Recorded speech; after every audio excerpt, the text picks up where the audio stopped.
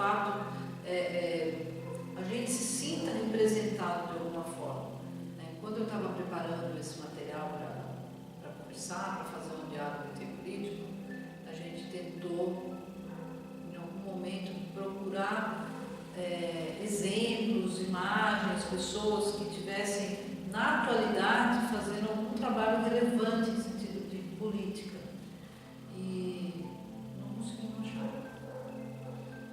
A gente tentou, procurou, conversando, falou, quem que a gente poderia colocar como um modelo, para fazer uma paralela também. Falou, olha, o Gandhi, outras figuras fizeram isso e essa pessoa hoje está fazendo isso. Pode ser até uma ignorância nossa mesmo, pode ser que existam muitas pessoas que a gente não conhece, justamente porque essas pessoas nem sempre têm uma popularidade muito grande.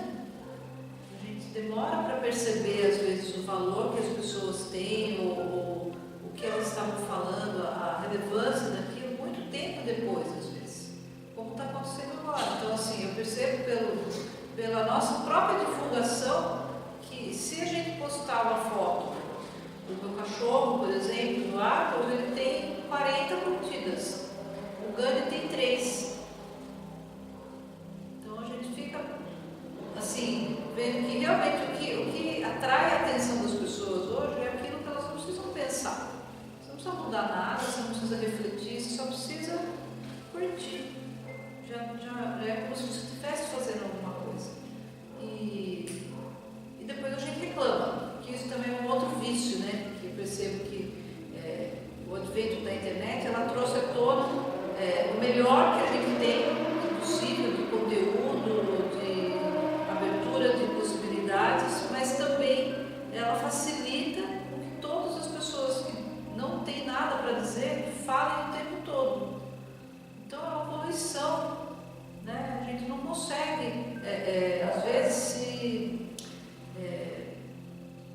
vamos dizer assim, evitar que você, ao buscar alguma coisa, você se depare com tanta coisa ruim no caminho, tanto de notícia quanto de falta de notícia, também de bestialidades que os nossos amigos, né, que a gente colocaria como categoria de amigos de Facebook ou mal às vezes conhecemos, às vezes nem conhecemos as pessoas, mas elas estão ali na sua página, elas compartilham coisas que talvez a gente não teria necessidade nenhuma de saber ou de ver, não muda em nada. E às vezes coisas que poderiam mudar ou que poderiam acrescentar são deixadas de lado. De uma certa forma, eu acho que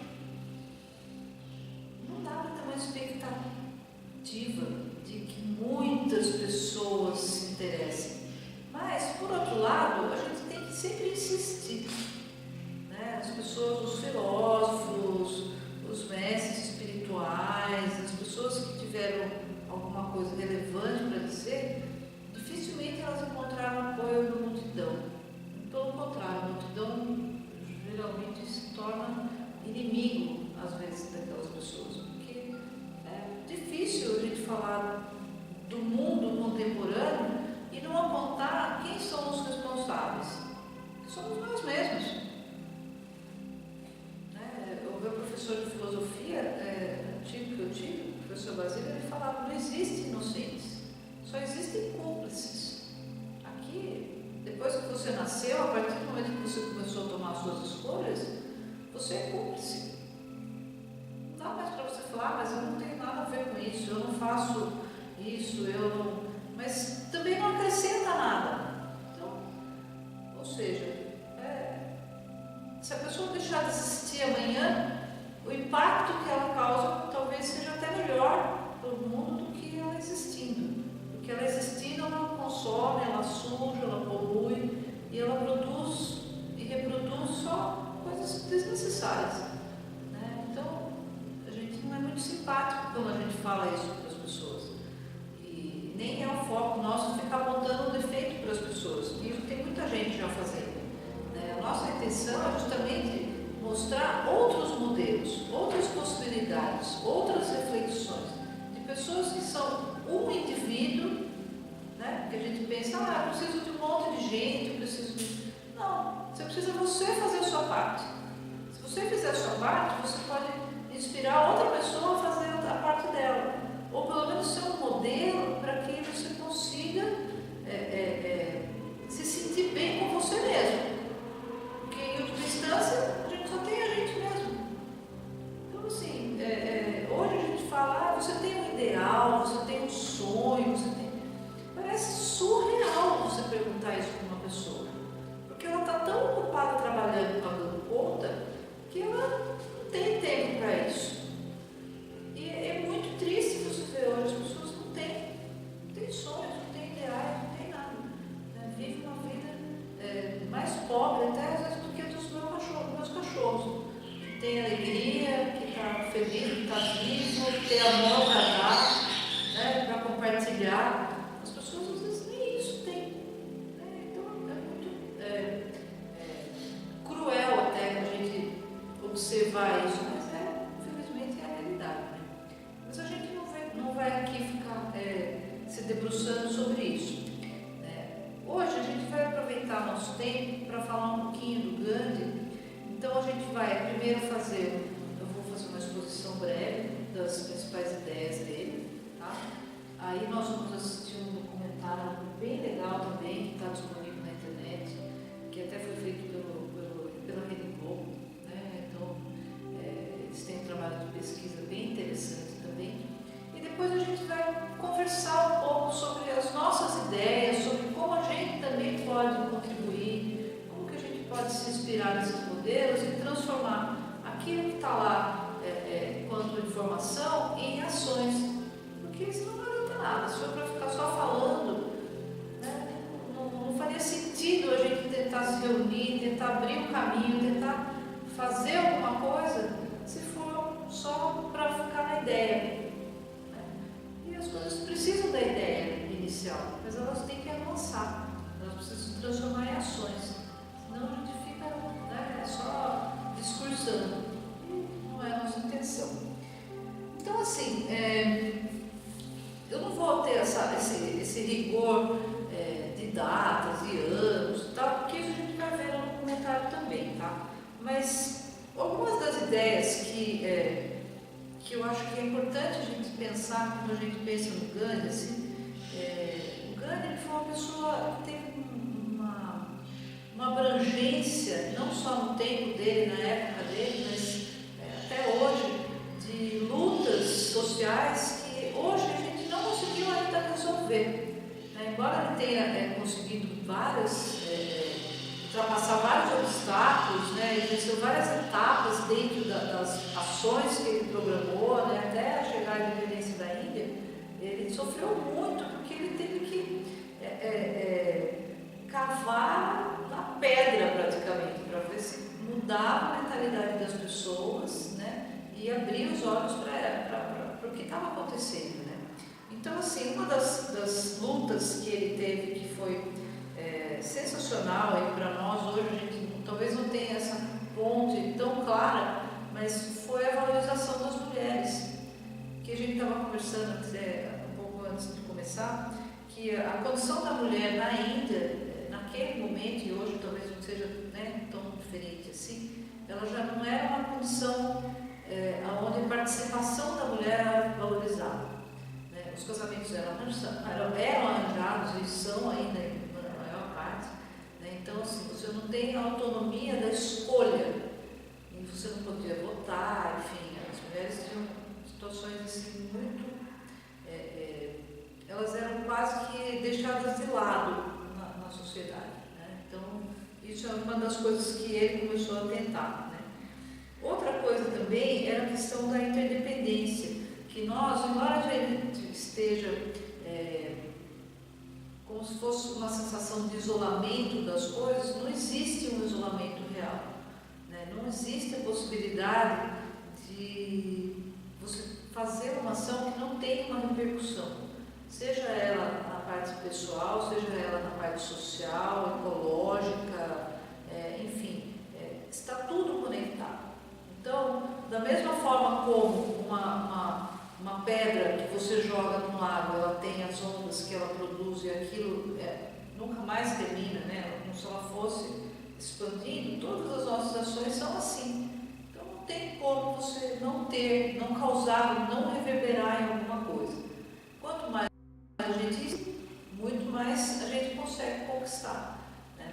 Hoje a gente não tem essa prática da disciplina e do foco tão desenvolvido, tanto que a gente tem graves problemas de educação por questões de falta de foco, literalmente, né? As pessoas não são ensinadas a desenvolver uma disciplina, né? A desenvolver o seu talento, a desenvolver aquilo que ela tem como dom, né? Tudo muito padronizado, né? Então assim, você tem que encaixar, você tem que passar no vestibular, você tem que reproduzir aquelas informações, você não pode criticar aquilo e nem questionar por que você tem que aprender aquilo ou como você poderia aprender de outra forma, né? E a gente percebe que, embora assim, eu, quando dou aula, convivo com alunos de várias idades, é muito raro eu, pelo menos, ouvir um aluno falar bem do professor. Fala, pô, mas eu tenho um professor de matemática ou de geografia ou de, sei lá, de inglês, o que for, que eu gosto. Você pergunta, eu pergunto sempre, né? Quando eu pego alunos que estão na fase de escola, eu falo assim, do que você gosta mais? Ah, não gosto de nada. Não, tem que gostar de alguma coisa, cara. Eu gosto de português. Aí você tem que ficar caçando. Você gosta de matemática? Você gosta de biologia? Você gosta de ciência? Não, não gosto de nada. Tá bom, então vamos pensar. Tá, você não gosta de nada, mas assim, pensando que você um dia vai ter que estudar alguma coisa para ser alguém na vida. O que você estudaria? Ah, eu gosto de música. Ah, bom, mas música não tem na escola, né? Não. Ah, eu gosto de videogame. Queria fazer jogos, queria aprender a fazer. Também não tem na escola. Quer dizer, a pessoa às vezes consegue, apesar de toda a falta de incentivo para ela descobrir aquilo que ela gosta, ela consegue descobrir o talento, né? Que nem você estava falando, né, Ricardo, da sua sobrinha, que também, apesar de todos os obstáculos, está conseguindo buscar a autorrealização dela como atriz. Não importa se ela vai aparecer na novela da Globo. Isso para ela é o que menos importa, tenho certeza. Se ela conseguir realizar o sonho dela de participar das peças, executar aquilo, o próprio ato do fazer é legal, né? Não aquilo que vai trazer. E isso a gente percebe que a educação não é valorizado, né? O fato de você estar lá é que você é forçado a ir e ficar pelo mundo de horas. Se você falar, que alguém daqui da sala quer ir embora, dificilmente alguém vai ficar. Eu, pelo menos, às vezes que eu dei aula em instituições grandes, assim, que tinha muita gente, eu falava, gente, está todo mundo com presença, fica só quem quiser. Ninguém ia embora. Mas era uma coisa assim, eu já falava assim, ninguém vai ficar com falta. Entendeu? Então fica só quem quer. Aí isso já fazia com que eles ficassem curiosos para ficar. Eles falaram, poxa, por que ela está mandando a gente embora? Eu não estou mandando vocês embora. Entendeu? Eu simplesmente não quero entender vocês. Se vocês não se interessam pelo assunto, ou pelo inglês, ou por qualquer coisa, não faz sentido você ficar aqui. O negócio é fazer outra coisa que você está afim. E aí com isso, às vezes, até como nunca ninguém pergunta o que eles querem, se eles querem ficar ou não, já traía simpatia, assim. Né? E aí, assim, como eu dou aula de inglês, então eu já tenho os traumas relacionados aos todos os outros professores de inglês. Daí eu perguntava, e aí, o que vocês acham de inglês? Vocês gostam, não gostam? É muito chato, é muito difícil, não sei o quê. Eu falo, poxa, que pena, né? Inglês é tão legal que as pessoas conseguem fazer com que as pessoas não gostem. Eu não entendo isso. Eu falo, mas você também acha? Eu falo, acho chato pra caramba, né? Tô na escola, detesto, odeio. Pronto, já achei um amigo. Porque eles concordam também. Então, assim, às vezes, a gente tem que fazer com que o aluno perceba que ele também pode não gostar daquilo, que ele pode ter outros assuntos que interessam. Né? Da mesma forma, se a gente conseguir transformar essa forma de ensinar de uma forma mais cooperativa, mais colaborativa, é a melhor forma.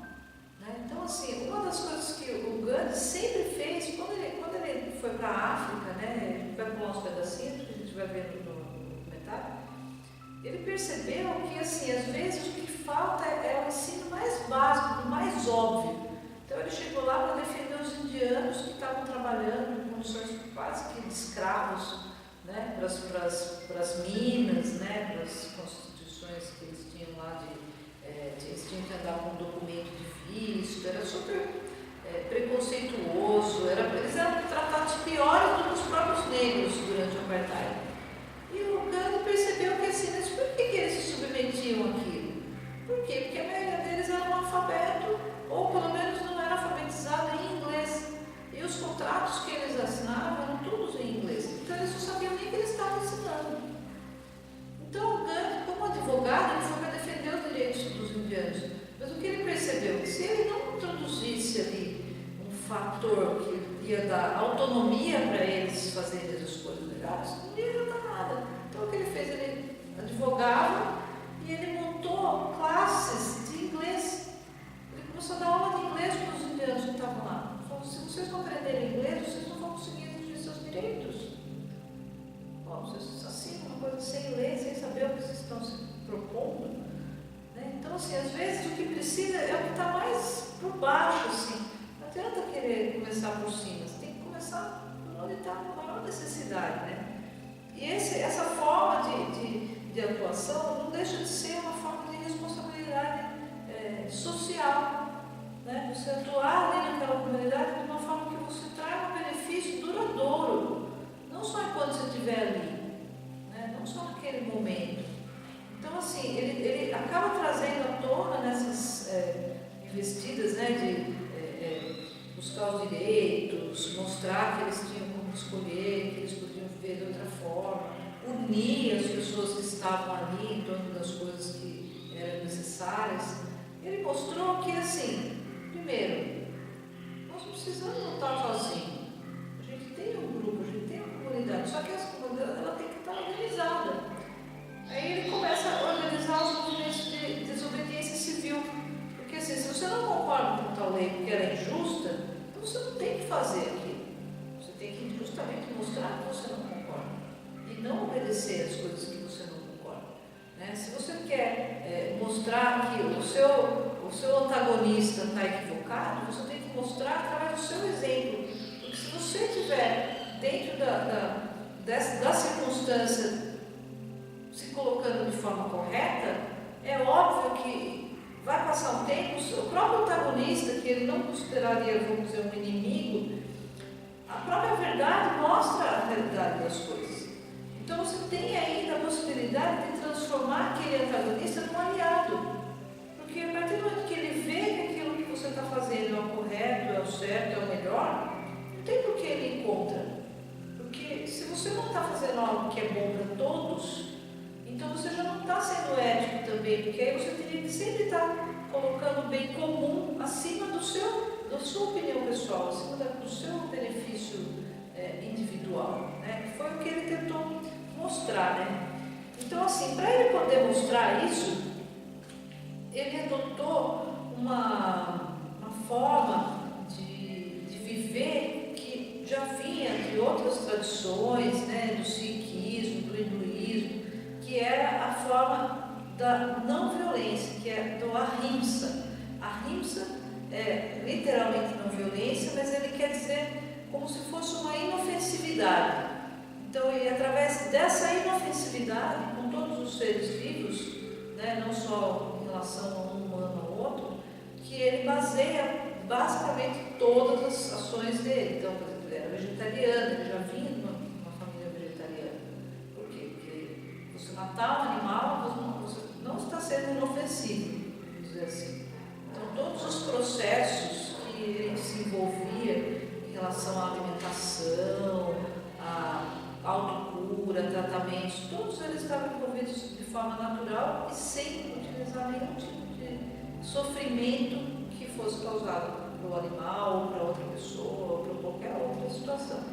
Então, ele era um alto grau de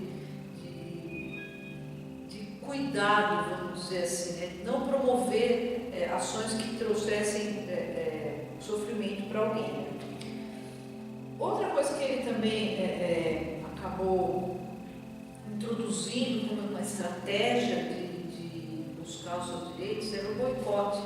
Né? A gente vai ver também no documentário que a Inglaterra ela oprimia muito a Índia, né? Através dos tecidos, do comércio que eles foram introduzindo, e aquilo foi fazendo com que uma nação que antigamente era totalmente autônoma, porque eles mesmos fiavam as próprias roupas, passou a depender do comércio e do preço, do valor que eles praticavam, e que era totalmente absurdo e totalmente contra a própria economia do país, né? Porque você vai comprar uma coisa que você poderia estar fazendo. Então ele retoma essa ação do fiar, de produzir as suas próprias roupas. Né? Era uma arte que estava quase abandonada já na Índia. E ele manda assim, grupos de pessoas fazerem pesquisas para descobrir outras técnicas de tear, de tecelagem, de tudo, para que eles pudessem recuperar essa tradição. E ele passa a ser um exemplo, ele passa a fiar 2 ou 3 horas por dia. Né? Então as roupas que ele usa, tudo foram feitas por ele mesmo. Então isso era uma forma de resistir à imposição comercial, né? A forma de causar, vamos dizer, uma dependência, né, dos indianos em relação aos ingleses. E aí assim, ele vai passando vários passos até ele conseguir conscientizar as pessoas de que elas precisavam estar juntas, organizadas, bem articuladas e todas as ações que eles iam fazer juntos, eles programavam e era muito bem planejado para que não houvesse nenhum tipo de violência. Mesmo que eles sofressem violência das pessoas, dos ingleses, dos guardas, né, nas próprias manifestações, eles não poderiam reproduzir aquilo. Então, para isso foi necessário uma série de passos e até assim, como se fosse um treinamento antimilitar. Não vou nem falar que é militar, porque ficaria no conflito armado, mas de uma forma que as pessoas tomavam a sua postura mediante a sua escolha. Era uma forma mais de decisão pessoal do que só coletiva. Né? Tinha que estar muito bem preparado, vamos dizer, para poder ser membro, vamos dizer, desse exército de guerreiros que eram guerreiros da paz. Né? Eles estavam sempre buscando coisas que traziam a ética, o bem viver para o maior número de pessoas, né? Então isso era uma das coisas mais importantes. Outra coisa também que Gandhi foi muito influenciado, não só pelo Bhagavad Gita, mas também pelo Tolstói, por outras pessoas que também tiveram essa atitude mais voltada para a comunidade humana, né? Como nós humanos podemos nos comportar como humanos. Né? Parece até uma coisa redundante, mas na verdade é isso. Né? Você descobrir a unidade do ser humano. Né? Se eu tenho dor, o outro também tem. Então, se eu não quero sentir dor, o outro também não quer. Por que eu tenho que achar que a dor do outro é menor do que a minha? Né? Por que eu tenho que achar que a família do outro tem menos direitos ou menos sofrimento, às vezes, do que a minha? Então, a gente percebe hoje a situação, por exemplo, dos refugiados. Né? Quantos imigrantes no Brasil? Como a gente pode ter uma postura diferente em relação a isso, quando todos nós aqui, praticamente, pelo menos aqui nessa sala, somos filhos de imigrantes? Somos filhos de pessoas que também deixaram o país, que vieram tentar a vida no Brasil, às vezes forçados pela guerra, pela fome, pela perseguição, tanta coisa. E hoje a gente olha para essas pessoas que estão passando por isso como se eles fossem invasores, né? Como se eles não tivessem o mesmo direito. A gente vê quanta criança morrendo, quantos adultos, quantas pessoas, e a gente não dá muita bola, porque a dor do outro está longe, né? Não faz parte. Mas se a gente olhar um pouquinho para trás, não precisa nem ser muito, né? Porque acho que dos avós aqui para trás, acho que a maioria não é brasileira. Né? Eu, pelo menos, tenho português, tenho italiano, você também tem espanhol, a Natália tem o quê? Os 2 bisavós italianos. Italiano, você também? italianada, né? Então os italianados vieram tudo sem nada, né? De mão abanando, literalmente, né? Chegaram aqui e foram enganados também, né? Então assim, a gente sabe que a história não é bonita, né? Não é bem como a gente vê no livro, nem na novela às vezes, né? A novela tem um galã, tem uma belezinha ali, né? Deixar mais interessante, mas né? Infelizmente às vezes é mais a parte da ficção mesmo, né? Então, assim, eu vou enumerar aqui algumas das coisas que o Gandhi colocou e depois a gente vai assistir o documentário e em seguida nós vamos fazer um diálogo. Aí, assim, aqui tem uma listinha, eu não sei exatamente qual foi a ordem que o Gandhi colocou, mas eu tenho encontrado ela mais ou menos parecida, que é uma das primeiras coisas, né? O que gera violência na sociedade, né? A gente fala de violência, a gente fala, mas o que gera violência? É a pobreza? É a corrupção? É a ganância? É a falta de Deus? Tem um monte de traduções aí para isso, né? O que pode atrair a violência? Mas de qualquer forma, o Gandhi fez uma lista aqui que mostra um pouco do pensamento dele, né? Então, assim, uma das primeiras coisas que causam violência aqui, na listinha dele, é poder sem ética, né? Ou política sem princípios. Não vou nem me alongar nesse assunto, senão nós vamos ficar aqui até amanhã, só para falar dos nossos políticos. Não vale a pena, chover no molhado e pode mudar o time, pode mudar a camisa, pode mudar o partido, e a gente sente que a gente está sendo enganado do mesmo jeito. Não importa. Eu não tive ainda, pelo menos, nenhum momento de consolo em relação a nenhuma mudança atual ou recente, assim, recentíssima. Não vi. Desde que eu nasci, que eu me entendo por jeito, o Brasil é o Brasil do futuro, esse futuro não chegou até agora. Pelo contrário, está cada vez mais distante, parece, daquilo que eu imaginava, pelo menos na minha adolescência, né? Essa é uma geração, assim, eu li isso e eu achei que, de alguma certa forma, eu me identifico um pouco, que essa geração nossa, a minha de 40 e poucos anos, né, pelo menos, é uma geração de vítimas, porque a gente foi vítimas dos sonhos que a gente mesmo não quis realizar, porque dá muito trabalho. Então a gente se coloca meio assim, tudo isso que está acontecendo, como se estivesse fora, como se a gente fosse vítima das circunstâncias, e não os que levaram a essas circunstâncias. Ninguém quer ter culpa de nada. Então a gente parece que fica meio fora sem participar, o que é péssimo, né? Então, assim, uma das coisas que ele fala, né, não tem como discordar, política sem princípio gera violência, gera ganância, gera estupidez, gera corrupção, enfim, não mudou nada. Riqueza sem trabalho. Essa é uma outra coisa também que ele aponta como uma das causas. E, de fato, a gente vê assim, as pessoas, eu pelo menos tenho essa infelicidade de ver as pessoas que têm mais condições financeiras, nem sempre são as que mais são generosas, né? As que mais poderiam colaborar ou contribuir para que outras pessoas também pudessem ter uma vida boa, nem sempre são as que conseguem se colocar no lugar do outro, né? E isso é fundamental para que você tenha um pouquinho de ética, um pouquinho de respeito e de amor para dar. As pessoas, inclusive, eu acho que eu comentei isso no outro encontro também, eles fizeram uma pesquisa sobre as pessoas que têm todas as condições benéficas em relação a dinheiro. Então, assim, pessoas que ganharam muito dinheiro e que valorizam muito o consumo, as coisas, os bens. E aí eles fizeram uma pesquisa para ver se essas pessoas que de fato têm condições de realizar todos os seus desejos, se elas são mais felizes do que aquelas que não têm. E a pesquisa mostrou que, na verdade, essas pessoas, elas são as pessoas que são mais egoístas, são mais inseguras, têm menos amigos de verdade e têm relações mais, menos significativas, amorosamente falando.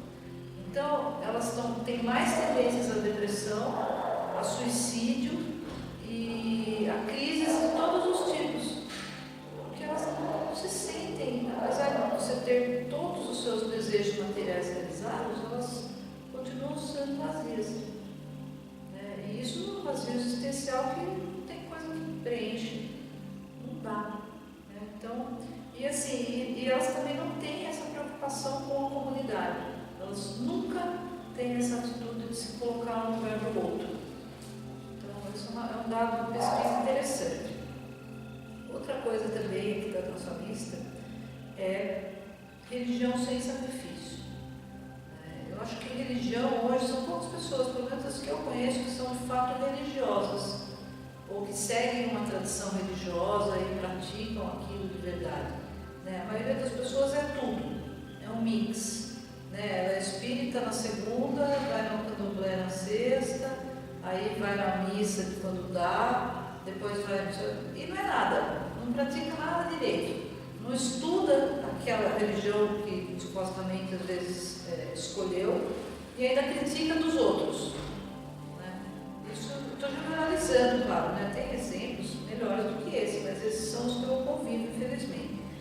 E as pessoas que eu conheço que são às vezes menos religiosas são as que têm mais para oferecer, são as mais espiritualizadas, são as que conseguem enxergar oportunidades em todos os lugares. Então a gente percebe que realmente, se você não tem uma caridade, se você não tem um projeto social onde você se engaje dentro da sua comunidade religiosa, não é nada. Se você não faz nada, você só reza, você pode até estar fazendo alguma coisa de bem para alguém ou até para você mesmo, mas é muito pouco. Se rezar, resolvesse, nossa, estava resolvida a situação. Outra coisa aqui que ele coloca também é ciência sem humanidade. Então, eu acho que a gente tem assim, hoje no mercado farmacológico, no mercado de tratamentos, de vários tipos de coisas que não levam em consideração o que vai acontecer com a pessoa. Então, muitas vezes as pessoas são medicadas, são colocadas em circunstâncias onde elas acabam ficando viciadas no próprio tratamento, que também não é um tratamento que resolve, e sim é um tratamento que às vezes vicia a pessoa a consumir aquele remédio até o resto da vida dela, que ela não vai poder parar. Então, não deixa de ser um comércio cruel, porque as próprias laboratórios, eles trabalham para fazer algo que se torne indispensável na vida da pessoa. Quem quer que a pessoa se cure? Ela quer que ela fique se tratando forever. Então, é uma tristeza isso. É muita falta de humanidade, de fato. Direitos sem responsabilidade. Que isso também a gente vê assim, quando a gente exige direitos, quando a gente quer que as pessoas respeitem a nossa forma de ver ou aquilo que a gente considera como direito, a gente nunca leva em consideração o direito que o outro tem sobre a situação também. A gente sempre parte do eu. Eu tenho esse direito, mas o direito do outro não vale tanto quanto o meu. Então, isso também é uma forma distorcida de buscar algum direito ou uma conquista que você queira de fato. Você não está levando em consideração que o outro também tem. Da mesma forma que a gente quer ter liberdade, o outro também tem liberdade de ser o que ele quiser. Se ele quiser ser homossexual, se ele quiser ser uma pessoa extrovertida, introvertida, que trabalha de dia, que trabalha de noite, que faz o que quiser. Nós não temos essa cultura do respeito. Se a mulher, que nem hoje mesmo vi um post falando que, um panfleto que o cara colou assim, falando que ele precisava do feminismo, porque as pessoas ainda perguntam se a mulher foi estuprada, o que ela estava vestindo.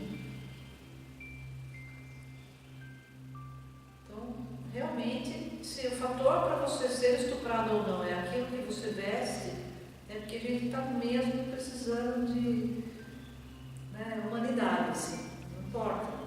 Então, assim, uma coisa não justifica a outra. A pessoa pode sair pelada na rua se ela quiser. Isso não é razão para ela ser estuprada. É o óbvio, mas não é o que a gente vê, infelizmente. Então, muito corriqueiro. Mais uma coisa aqui, que é o conhecimento sem caráter. Né? Você utilizar, por exemplo, do seu conhecimento, da sua inteligência, para produzir coisas que vão trazer sofrimento, não deixa de ser uma falta de ética completa. Então, por exemplo, nós aqui no Brasil, a gente tem vários acordos e a gente tem uma renda boa, inclusive, né, na venda de armas. Né? Nós temos fábricas aqui de armas. Né? Ninguém fala disso.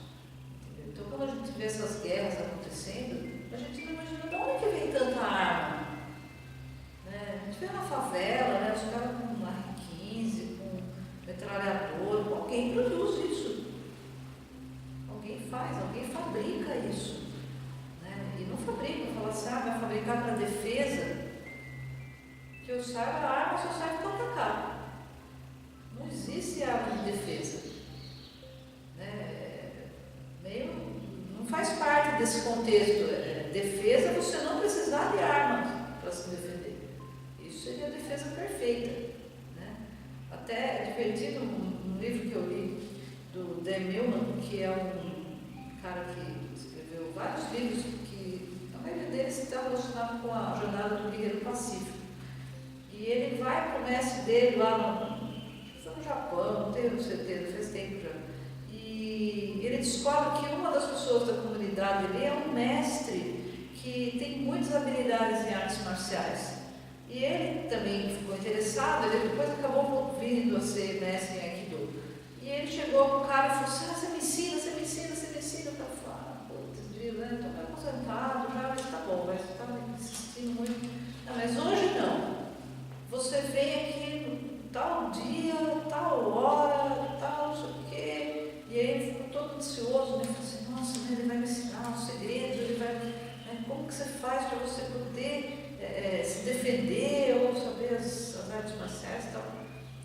Aí ele chega, o cara, né, se coloca na frente dele, ele falou assim, olha, a primeira lição que você tem que saber, para você não precisar aprender a lutar. Ele falou, mas eu vim aqui para aprender a lutar.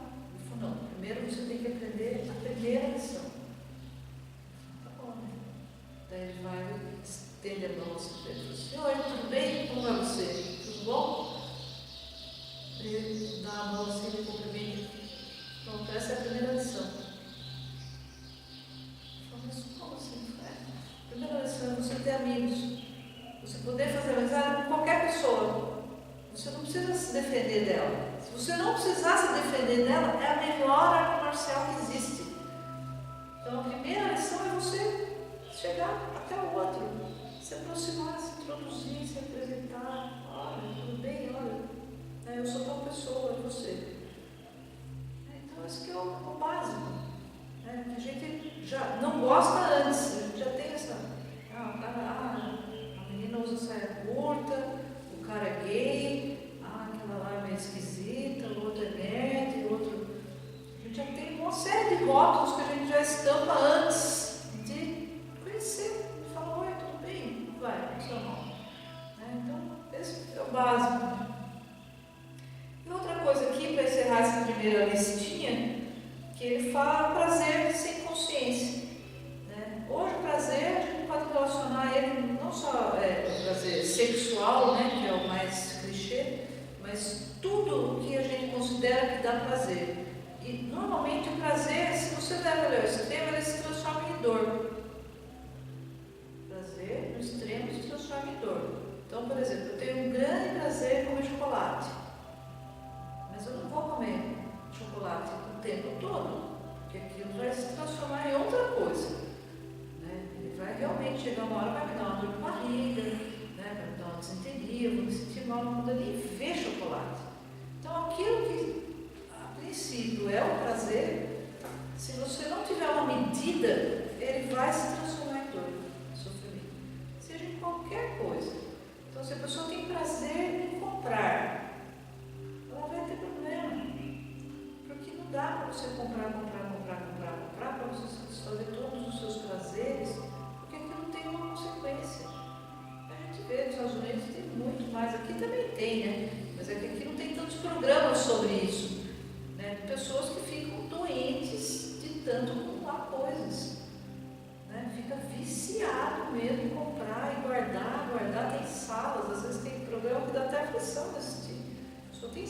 salas, né? A casa não tem mais espaço, a pessoa não consegue dormir na cama, porque na cama ainda tem um monte de coisa. Então ela morria, mas a pessoa não chegou aquilo num dia. Né? É um processo, aquilo vai indo, vai chegar a você está enterrado nas coisas. Né? Então, assim, o prazer, ele sempre tem que estar associado a um limite. Né? Você tem que descobrir qual que é o seu limite. Né? Até qualquer coisa. Então, assim, você gosta de jogar videogame, tudo bem, mas se você jogar 10 horas seguidas, 20, tem gente que já teve até caso de gente que morreu, né? Tanto ficou online, né? Então, assim, é tão absurdo que a pessoa não consegue ter esse autocontrole. Então, assim, para isso a gente vai, né, conhecendo e se conhecendo, para que a gente possa também fazer um peso, uma medida, né? Que você consiga fazer, ter prazer na